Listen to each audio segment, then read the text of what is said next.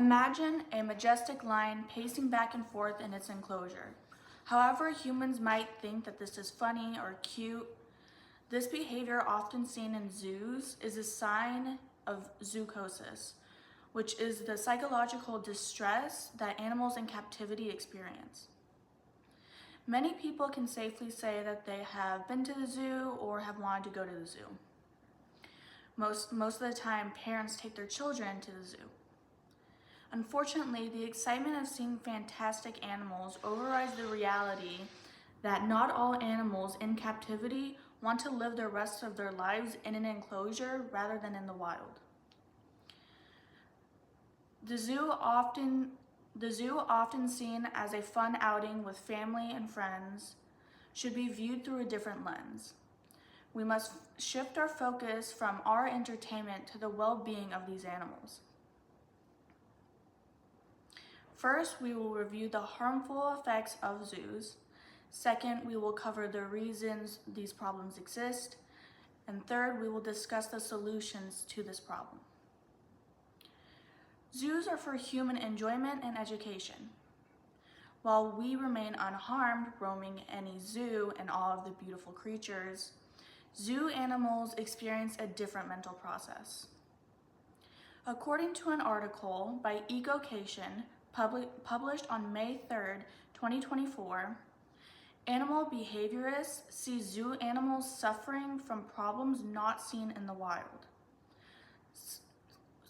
Problems such as clinical depression in clouded leopards and gibbons, obsessive compulsive disorders in brown bears, and anxiety in giraffes.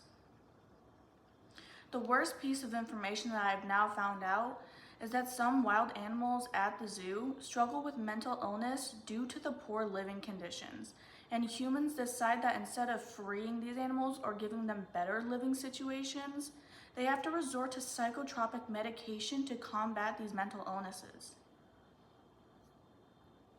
Humans believe we deserve to be treated kindly, so why isn't the feeling mutual when it comes to wild animals? The problem with most of the zoos is that they take away these wild animals' freedom and essentially keep them in poor condition prisons. The Science Times article published on June 16, 2024 states animals who live in these facilities are subject to conditions that are very different from those in their wild and natural habitats. Captivity suppresses wild animals' natural instincts. These animals may also suffer from lasting frustration as they do not have any freedom of choice.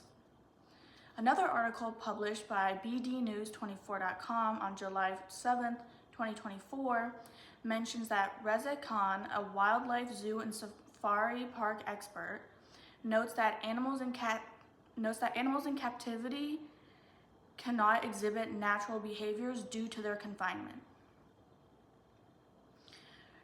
Americans strive for freedom, but when it comes to animals, we don't fight as hard to keep them free.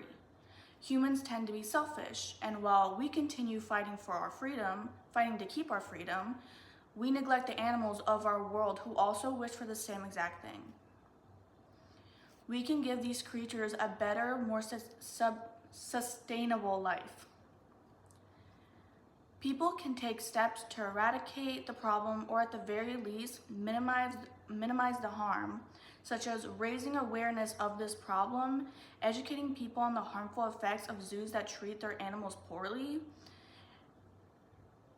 and supporting zoos that benefit the animals. According to the Noble Magazine article published on April 3rd, 2023, zoos can host great conservation work. Sometimes they act as kind of a Noah's Ark to hold and protect these endangered animals. But not enough zoos do enough of this.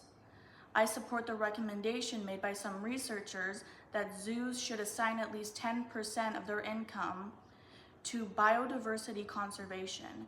Sadly, a 1999 study from the Association of Zoos and Aquariums showed an average expenditure of only 0.1%. It is evident that in order to stop or improve the zoos that treat their animals poorly, more awareness needs to be raised to educate people on the difference between zoos that do good and those that do bad. First, we discussed the harmful effects on animals caused by poorly executed zoos. Then we covered the causes of these harmful effects. And finally, we went over the solution to help resolve this problem. It will take more than one regular person to change how poorly executed zoos treat their animals.